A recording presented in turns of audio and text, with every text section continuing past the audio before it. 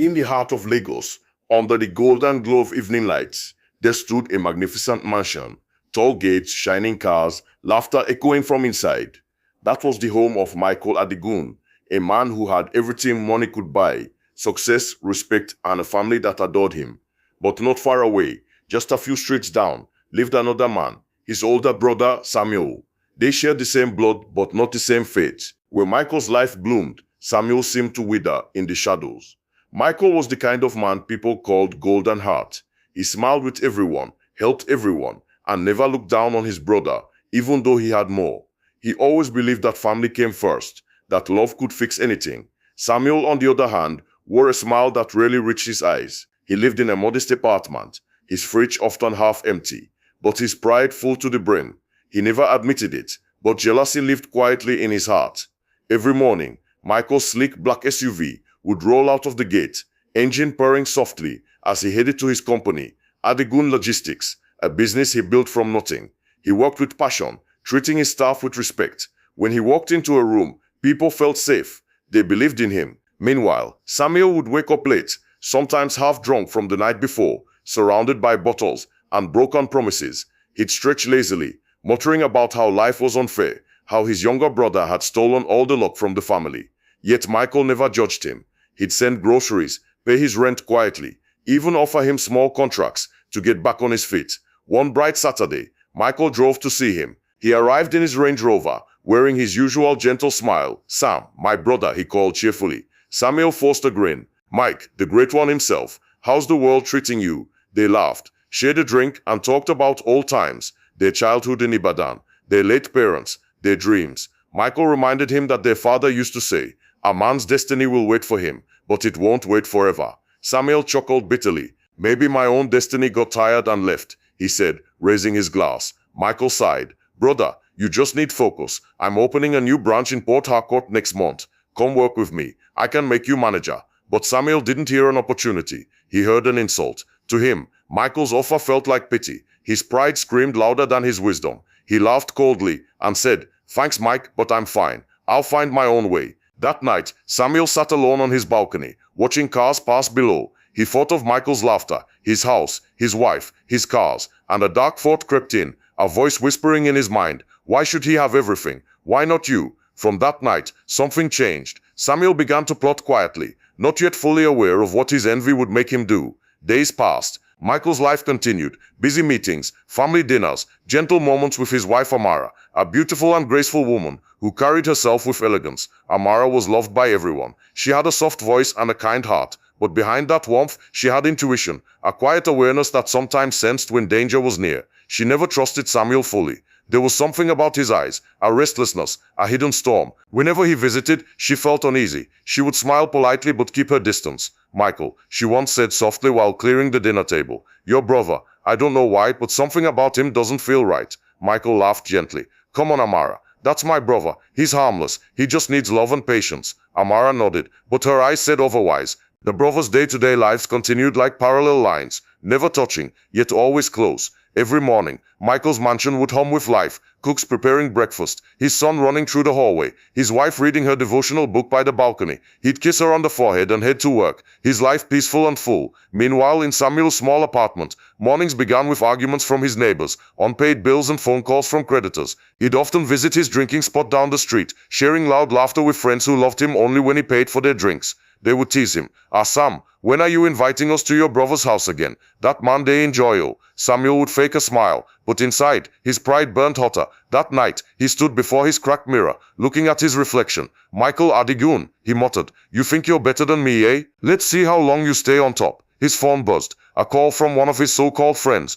a shady guy named Bode. They talked about money, business and shortcuts. Bode was the kind of man who knew things and did things. That conversation planted the first seed of what would become a tragedy. Meanwhile, Michael was preparing for his next business trip. He had just signed a new logistics deal that would make his company twice as large. He was excited, proud and grateful. He invited Samuel to join him for dinner that weekend, a simple gesture of brotherhood. Saturday evening came. The two brothers sat by the seaside at Michael's private beach house. The table was set with grilled fish, coconut rice and fine wine. Waves rolled gently in the background, and the moon shone softly on the water. "Sam," Michael said warmly, "I've been thinking you should take charge of the new warehouse project. I trust you. Let's rebuild your confidence, brother. Samuel nodded slowly, pretending to smile. Inside, his mind was racing, a storm of jealousy and confusion. He wanted to scream, to accuse, to be seen as equal, but instead he poured himself another drink and said quietly, "Thanks, Mike. I'll think about it." That was the last peaceful night they ever shared. In the following weeks, Samuel's visits became more frequent. He acted cheerful, helped around,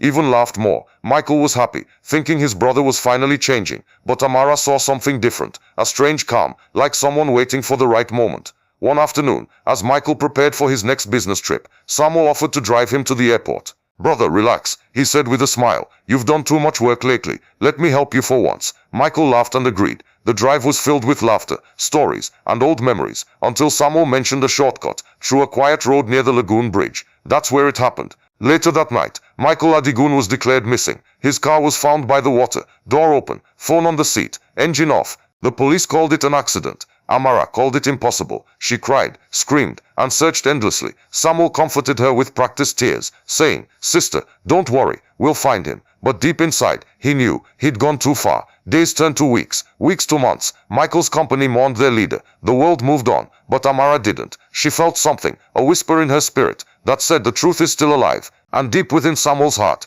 peace was nowhere to be found. He had the wealth, the control, even Michael's estate, but sleep escaped him. His dreams were haunted by Michael's laughter. His nights were filled with shadows. He tried to act normal, helping Amara with finances, visiting her house, pretending to be the caring brother-in-law. But she was no fool. She watched him closely, quietly, praying for the truth to show itself. And soon it did. One evening, as Samuel sat alone in his study, a knock came on the door. It was one of his old drinking friends, Bode, the man who knew things. Bode was drunk, desperate, and angry. He demanded money, and in his drunken rage, he said something Samuel feared the most. "Now you kill your brother that day, Abai. I still remember that night near the lagoon. You think I forget?" Samuel froze. His heart pounded. He grabbed Bode by the collar, shaking him. "Shut up. You don't know what you're saying." But it was too late. The walls had heard, and soon others would too. As the truth began to crawl out of darkness, Amara's quiet suspicion turned into strength. She started digging, connecting small pieces, following whispers and records that didn't add up. The story was far from over. It was only beginning. The night was thick with silence. The city outside glowed as usual, cars moving, laughter rising from distant bars. But in Samuel's heart, everything was dark. After Bode's drunken outburst, panic took over him. He spent the night pacing the floor, his mind racing, sweat soaking his shirt. He knew what he had done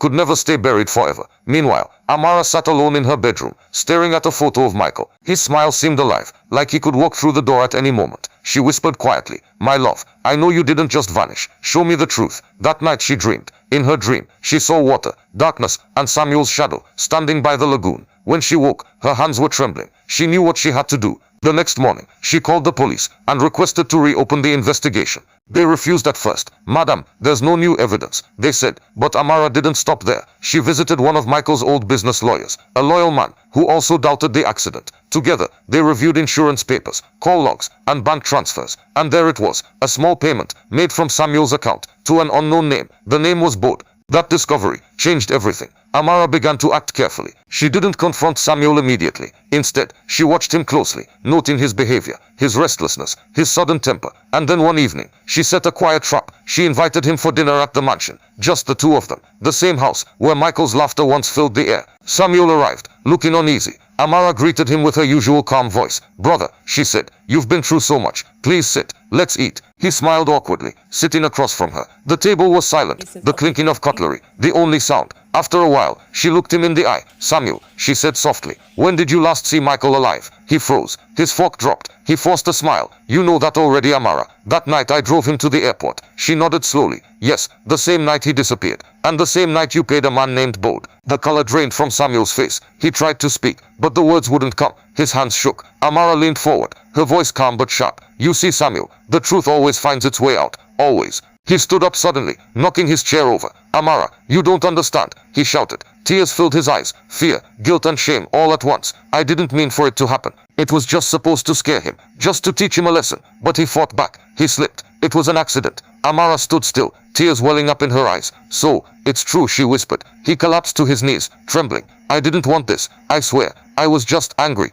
I wanted what he had. I wanted his life. But after that night, I lost everything, even myself." For a long time, there was silence. Then Amara turned away, wiping her tears. "You killed your brother, Samuel, but you also killed your peace. I pity you." The police came later that night. Amara had already made the call before the dinner began. Samuel didn't resist. He simply whispered, "Maybe it's time I face my punishment." Weeks passed. The case spread through the news. Brother kills brother over wealth. People whispered, neighbors gossiped, and friends turned away. Samuel sat quietly in his cell, staring at nothing. No more pride, no more envy, only emptiness. Amara, on the other hand, lived quietly. She took over Michael's company, running it with grace and honesty. Her son grew older, stronger, wiser. She made sure he knew the value of forgiveness, because bitterness destroys, but forgiveness heals. Years later, Samuel was released on parole. He had grown thin, older, his eyes softer. He went straight to see Amara, not expecting anything, not even mercy. He just wanted to say one thing. Amara opened the door and looked at him. For a moment neither spoke. Then Samuel knelt slowly.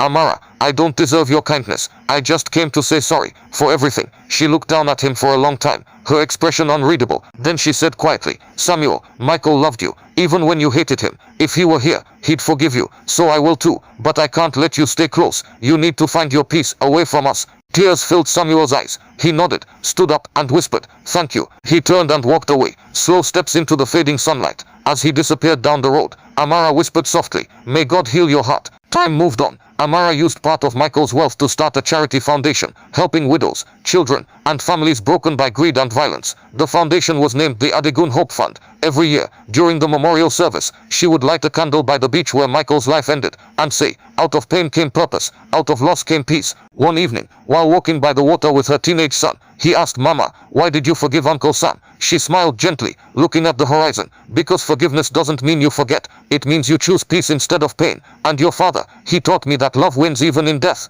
And somewhere far away, Samuel lived quietly in a small village. He spent his days helping people, feeding orphans, and fixing old houses. He no longer chased wealth. He only sought redemption. Every night, he looked up at the stars and whispered, "Forgive me, Mike. Thank you for giving me a brother's second chance." This is the price of envy, a lesson written in tears and time. It reminds us that greed blinds, jealousy kills, but love always finds a way to heal. Because in the end, peace is worth more than gold. If you found this story interesting, please like, share and subscribe to the Story Parlor for more captivating tales.